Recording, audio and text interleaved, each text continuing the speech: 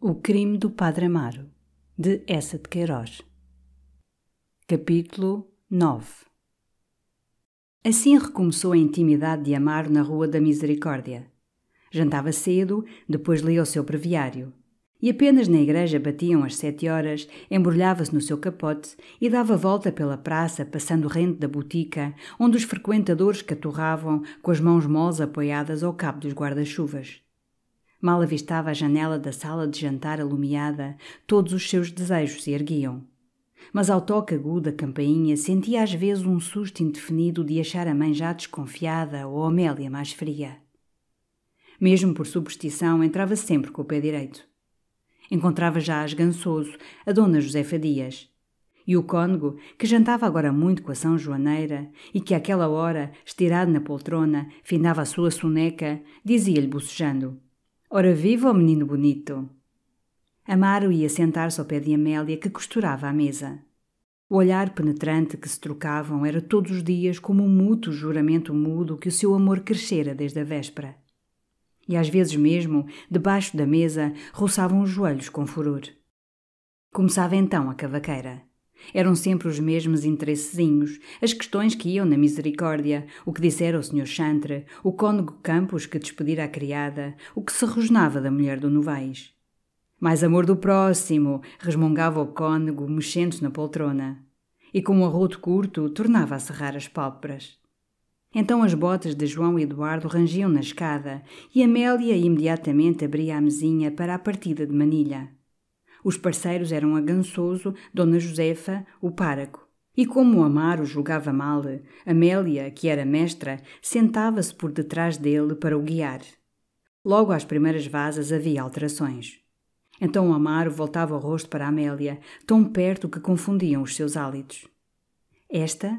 perguntava, indicando a carta com um olho lânguido. "Não, não, espere, deixe ver", dizia ela, vermelha. O seu braço roçava o ombro do páraco. Amaro sentia o cheiro da água de colónia que ela usava com exagero. De fronte, ao pé de Joaquina Gansoso, João Eduardo, mordicando o bigode, contemplava-a com paixão. Amélia, para se desembaraçar daqueles 2 olhos langorosos fitos nela, tinha-lhe dito por fim que até era indecente, diante do páraco que era de cerimónia, estar assim a cocá-la toda a noite. Às vezes mesmo dizia-lhe, rindo: "Ó Sr. João Eduardo, vá conversar com a mamã, se não temo lá aqui, temo lá a dormir." E João Eduardo ia sentar-se ao pé da São Joaneira, que, de lunetas na ponta do nariz, fazia sonolentamente a sua meia. Depois do chá, Amélia sentava-se ao piano. Causava então entusiasmo e leiria uma velha canção mexicana, a Chiquita. Amaro achava de apetite. E sorria de gozo, com os seus dentes muito brancos, apenas Amélia começava com muita languidez tropical. "Quando salí de La Habana, válgame Dios." Mas Amaro amava sobretudo a outra estrofe, quando Amélia, com os dedos frouxos no teclado, o busto deitado para trás, rolando os olhos ternos, em movimentos doces de cabeça, dizia, toda voluptuosa, silabando o espanhol: "Si a tua ventana llega una paloma, trata-la com carinho, que és mi persona." E como a achava graciosa, crioula, quando ela gorjeava: "Ai, chiquita que sí, ai, chiquita que no." Mas as velhas reclamavam-no para continuar a manilha, e ali a sentar-se, cantarolando as últimas notas, com o cigarro ao canto da boca, os olhos úmidos de felicidade. Às sextas-feiras era a grande partida. A senhora Dona Maria da Assunção aparecia sempre com o seu belo vestido de seda preta. E como era rica e tinha parentela fidalga, davam-lhe com deferência o melhor lugar ao pé da mesa, que ela ia ocupar, meneando pretenciosamente os quadris com o rouge-rouge de seda. Antes do chá, a São Joaneira levava-a sempre ao seu quarto, onde guardava para ela uma garrafa de jurupiga velha. E ali as 2 amigas tagarelavam muito tempo, sentadas em cadeirinhas baixas. Depois Artur Coceiro, cada dia mais chupado e mais tísico, cantava o fado novo que compusera, chamado o Fado da Confissão. Eram quadras feitas para regalar aquela piedosa reunião de saias e de batinas. Na capelinha do amor, no fundo da sacristia, ao Sr. Padre Cupido, confessei-me no outro dia. Vinha depois a confissão de pecadinhos doces, um ato de contrição de amor, uma penitência eterna. 6 beijinhos de manhã, de tarde um abraço só, e para acalmar doces chamas, jejuar a pão de ló. Aquela composição galante e devota fora muito apreciada na sociedade eclesiástica de Leiria. O Sr. Chantre pedira uma cópia e perguntara, referindo-se ao poeta, quem é o hábil Anacreonte? E informado que era o escrevente da administração, falou dele com tanto apreço à esposa do Sr. Governador Civil, que Arturo obteve a gratificação de 8.000 réis que havia anos implorava. Àquelas reuniões nunca faltava o Libaninho. A sua última pilhéria era furtar beijos à Senhora Dona Maria da Assunção. A velha escandalizava-se muito alto e, abanando-se com furor, atirava-lhe de revés um olhar goloso. Depois o Libaninho desaparecia um momento e entrava com uma saia de Amélia vestida, uma touca da São Joaneira, fingindo uma chama lúbrica por João Eduardo, que, entre as risadas agudas das velhas, recuava muito escarlate. Brito e Natário vinham às vezes. Formava-se então um grande quino. Amaro e Amélia ficavam sempre juntos. E toda a noite, com os joelhos colados, ambos vermelhos, permaneciam vagamente entorpecidos no mesmo desejo intenso. Amaro saía sempre de casa da São Joaneira mais apaixonado por Amélia. Ia pela rua devagar, ruminando com gozo a sensação deliciosa que lhe dava aquele amor.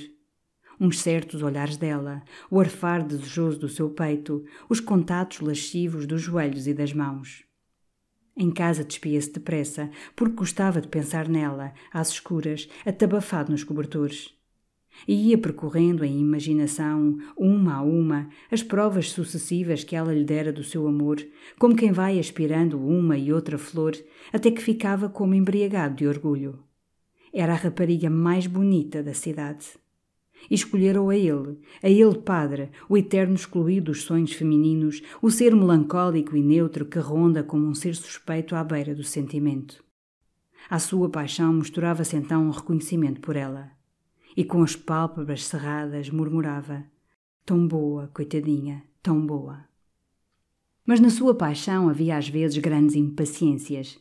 Quando tinha estado, durante 3 horas da noite, recebendo o seu olhar, absorvendo a voluptuosidade que se exalava de todos os seus movimentos, ficava tão carregado de desejos que necessitava conter-se para não fazer um disparate ali mesmo na sala, ao pé da mãe. Mas depois, em casa, só, torcia os braços de desespero. Queria ali de repente, oferecendo-se ao seu desejo. Fazia então combinações. Escrever-lhe-ia, arranjariam uma casinha discreta para se amarem, planeariam um passeio a alguma quinta. Mas todos aqueles meios lhe pareciam incompletos e perigosos ao recordar o olho finório da irmã do cônego, as gansoso tão mexeriqueiras. E diante daquelas dificuldades que se erguiam como as muralhas sucessivas de uma cidadela, voltavam as antigas lamentações. Não ser livre. Não poder entrar claramente naquela casa, pedi-la à mãe, possuí-la sem pecado, comodamente. Porque o tinham feito padre. Fora a velha pega da Marquesa de Alegres. Ele não abdicara voluntariamente a virilidade do seu peito. Tinham-no impelido para o sacerdócio como um boi para o curral. Então, passeando excitado pelo quarto, levava as suas acusações mais longe contra o celibato e a igreja, porque proibia ela aos seus sacerdotes, homens vivendo entre homens, a satisfação mais natural que até têm os animais. Quem imagina que desde que um velho bispo diz serás casto, a um homem novo e forte, o seu sangue vai subitamente esfriar-se? E que uma palavra latina, acedo, dita a tremer pelo seminarista assustado, será o bastante para conter para sempre a rebelião formidável do corpo? E quem inventou isso? Um concílio de bispos decrépitos, vindos do fundo dos seus claustros, da paz das suas escolas, mirrados como pergaminhos, inúteis como eunucos. Que sabiam eles da natureza e das suas tentações? Que viessem ali 2, 3 horas para o pé da Améliazinha e veriam, sob a sua capa de santidade, começar a revoltar-se-lhes o desejo. Tudo se ilude e se evita, menos o amor. E se ele é fatal, por que impediram então que o padre o sinta, o realize com pureza e com dignidade? É melhor talvez que o vá procurar pelas vielas obscenas, porque a carne é fraca. A carne. Punha-se então a pensar nos 3 inimigos da alma: mundo, diabo e carne. E apareciam à sua imaginação em 3 figuras vivas. Uma mulher muito formosa, uma figura negra de olho de brasa e pé de cabra, e o mundo, coisa vaga e maravilhosa, riquezas, cavalos, palacetes, de quem lhe parecia uma personificação suficiente o Sr. Conde de Ribamar. Mas que mal tinham eles feito à sua alma? O diabo nunca o vira. A mulher formosa amava-o e era a única consolação da sua existência. E do mundo, do Sr. Conde, só recebera proteção, benevolência, tocantes apertos de mão. E como poderia ele evitar as influências da carne e do mundo? A não ser que fugisse, como os santos de outrora, para os areais do deserto e para a companhia das feras. Mas não lhe diziam os seus mestres no seminário que ele pertencia a uma igreja militante? O ascetismo era culpado, sendo a deserção de um serviço santo. Não compreendia, não compreendia. Procurava então justificar o seu amor com exemplos dos livros divinos. A Bíblia está cheia de núpcias. Rainhas amorosas adiantam-se nos seus vestidos recamados de pedras. O noivo vem ao encontro, com a cabeça coberta de faixas de linho puro, arrastando pelas pontas um cordeiro branco. Os levitas batem em discos de prata, gritam o nome de Deus. Abrem-se as portas de ferro da cidade para deixar passar a caravana que leva os bens esposados. E as arcas de sândalo onde vão os tesouros de dote rangem, amarradas com cordas de púrpura sobre o dorso dos camelos. Os mártires no circo casam-se num beijo, sob o bafo dos leões, às aclamações da plebe. Jesus mesmo não vivera sempre na sua santidade inumana. Era frio e abstrato nas ruas de Jerusalém, nos mercados do bairro de David. Mas lá tinha o seu lugar de ternura e de abandono em Betânia, sob os sicômoros do jardim de Lázaro. Ali, enquanto os magros nazarenos, seus amigos, bebem o leite e conspiram à parte, ele olha de fronte os tetos dourados do templo, os soldados romanos que jogam o disco ao pé da porta de ouro, os pares amorosos que passam sob os arvoredos de Getsemani, e pôs a mão sobre os cabelos louros de Marta, que ama e fia a seus pés. O seu amor era, pois, uma infração canónica, não um pecado da alma. Podia desagradar ao Sr. Chantre, não a Deus. Seria legítimo num sacerdócio de regra mais humana. Lembrava-se de se fazer protestante. Mas onde? Como? Parecia-lhe mais extraordinariamente impossível que transportar a velha Sé para cima do monte do castelo. Encolhia então os ombros, escarnecendo toda aquela vaga argumentação interior. Filosofia e palhada. Estava doido pela rapariga. Era o positivo. Queria-lhe o amor, queria-lhe os beijos, queria-lhe a alma. E o Sr. Bispo, se não fosse velho, faria o mesmo, e o Papa faria o mesmo. Eram as 3 da manhã, e ainda passeava no quarto, falando só. Quantas vezes João Eduardo, passando alta noite pela Rua das Sousas, tinha visto na janela do páraco uma luz amortecida. Porque ultimamente João Eduardo, como todos que têm um desgosto amoroso, tomara o hábito triste de andar até tarde pelas ruas. O escrevente, logo desde os primeiros tempos, percebera a simpatia de Amélia pelo páraco. Mas conhecendo a sua educação e os hábitos devotos da casa, atribuía aquelas intenções quase humildes com Amaro ao respeito beato pela sua batina de padre, pelos seus privilégios de confessor. Instintivamente, porém, começou a detestar Amaro. Sempre fora inimigo de padres. Achava-os um perigo para a civilização e para a liberdade. Supunha-os intrigantes, com hábitos de luxúria e conspirando sempre para restabelecer as trevas da meia-idade. Odiava a confissão que julgava uma arma terrível contra a paz do lar. E tinha uma religião vaga, hostil ao culto, às rezas, aos jejuns, cheia de admiração pelo Jesus poético, revolucionário, amigo dos pobres e pelo sublime Espírito de Deus que enche todo o universo. Só desde que amava a Amélia que ouvia missa para agradar à São Joaneira. E desejaria, sobretudo, apressar o casamento, para tirar Amélia daquela sociedade de beatas e padres, receando ter mais tarde uma mulher que tremesse do inferno, passasse horas a rezar estações na Sé e se confessasse aos padres que arrancam às confessadas os segredos da alcova. Quando Amaro voltara a frequentar a Rua da Misericórdia, ficou contrariado. Cá temos outra vez o marmanjo, pensou. Mas que desgosto, quando reparou que Amélia tratava agora o páraco com uma familiaridade mais terna, que a presença dele lhe dava visivelmente uma animação singular e que havia uma espécie de namoro. Como ela se fazia vermelha, mal ele entrava. Como o escutava com uma admiração babosa. Como arranjava sempre a ficar ao pé dele nas partidas de quino. Uma manhã, mais inquieto, veio à Rua da Misericórdia e, enquanto a São Joaneira tagarelava na cozinha, disse bruscamente à Amélia: Menina Amélia, sabe, está-me a dar um grande desgosto com essas maneiras com que trata o Sr. Padre Amaro. Ela ergueu os olhos muito espantados. Que maneiras? Ora essa? Então como é que quer que o trate? É um amigo da casa? Esteve aqui de hóspede? Pois sim, pois sim. Ah, mas sossegue. Se isso o quesila, verá. Não me torna a chegar para o pé do homem. João Eduardo, tranquilizado, raciocinou que não havia nada. Aqueles modos eram excessos de beatério, entusiasmo pela pradaria. Amélia decidiu então disfarçar o que lhe ia no coração. Sempre considerar o escrevente um pouco tapado, e se ele percebera, que fariam as gansoso tão finas e a irmã do cônego que era curtida em malícia. Por isso, mal sentia Amaro na escada, daí por diante, tomava uma atitude distraída, muito artificial. Mas ai, apenas ele lhe falava com a sua voz suave, ou voltava para ela aqueles olhos negros que lhe faziam correr estremeções nos nervos, como uma ligeira camada de neve que se derrete a um sol muito forte, a sua atitude fria desaparecia, e toda a sua pessoa era uma expressão contínua de paixão. Às vezes, absorvida no seu enlevo, esquecia que João Eduardo estava ali.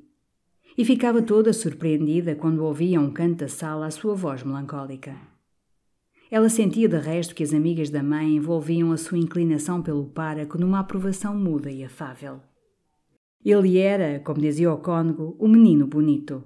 E das maneirinhas e dos olhares das velhas exalava-se uma admiração por ele que fazia ao desenvolvimento da paixão de Amélia uma atmosfera favorável. Dona Maria da Assunção dizia-lhe às vezes ao ouvido: olha para ele, é de inspirar fervor, é a honra do clero, não há outro. E todas elas achavam João Eduardo um presta para nada. Amélia então já não disfarçava a sua indiferença por ele. As chinelas que lhe andava a bordar tinham há muito desaparecido do cesto do trabalho e já não vinha à janela vê-lo passar para o cartório. A certeza agora tinha-se estabelecido na alma de João Eduardo. Na alma que, como ele dizia, lhe andava mais negro que a noite. A rapariga gosta do padre, tinha ele concluído. E à dor da sua felicidade destruída juntava-se a aflição pela honra dela ameaçada. Uma tarde, tendo-a visto sair da sé, esperou adiante da botica e, muito cedido: Eu quero lhe falar, menina Amélia. Isto não pode continuar assim. Eu não posso... A menina traz namoro com o pároco. Ela mordeu o beiço, toda branca. O senhor está a insultar-me. E queria seguir, indignada. Ele reteve-a pela manga do casabeque. Ouça, menina Amélia, eu não a quero me insultar, mas é que não sabe. Tenho andado que até se me parte o coração. E perdeu a voz, de comovido. Não tem razão, balbuciava ela. Juro-me então que não há nada com o padre. Pela minha salvação, não há nada. Mas também lhe digo, se torna a falar em tal, ou a insultar-me, conto tudo à mamã, e o senhor escusa de nos voltar a casa. Oh, menina Amélia! Não podemos continuar aqui a falar. Está ali já a dona Micaela a cocar. Era uma velha que levantara a cortina de casa numa janela baixa e espreitava com olhinhos reluzentos e gulosos a face toda ressequida encostada sofregamente à vidraça. Separaram-se então e a velha desconsolada deixou cair a cortina. Amélia, nessa noite, enquanto as senhoras discutiam com algazarra os missionários que então pregavam na Barrosa, disse então a Amaro, picando vivamente a costura: Precisamos ter cautela. Não olhe tanto para mim, nem esteja tão chegado. Já houve quem reparasse. Amaro recuou logo a cadeira para junto de Dona Maria da Assunção. E apesar da recomendação de Amélia, os seus olhos não se despregavam dela, numa interrogação muda e ansiosa, já assustado que as desconfianças da mãe ou a malícia das velhas andassem armando escândalo. Depois do chá, no rumor das cadeiras que se acomodavam ao quino, perguntou-lhe rapidamente: Quem reparou? Ninguém. Eu é que tenho medo. É preciso disfarçar. Desde então cessaram as olhadelas doces, os lugares chegadinhos à mesa, os segredos. E sentiam um gozo picante em afetar maneiras frias, tendo a certeza vaidosa da paixão que os inflamava. Era para Amélia delicioso, enquanto o padre Amaro, afastado, tagarelava com as senhoras, adorar a sua presença, a sua voz, as suas graças, com os olhos castamente aplicados às chinelas de João Eduardo, que muito astutamente recomeçara a bordar. Todavia o escrevente vivia ainda inquieto. Amargurava-o encontrar o pároco instalado ali todas as noites, com a face próspera, a perna traçada, gozando a veneração das velhas. A Améliazinha, sim, agora portava-se bem e era-lhe fiel, era-lhe fiel. Mas ele sabia que o pároco a desejava, a cocava.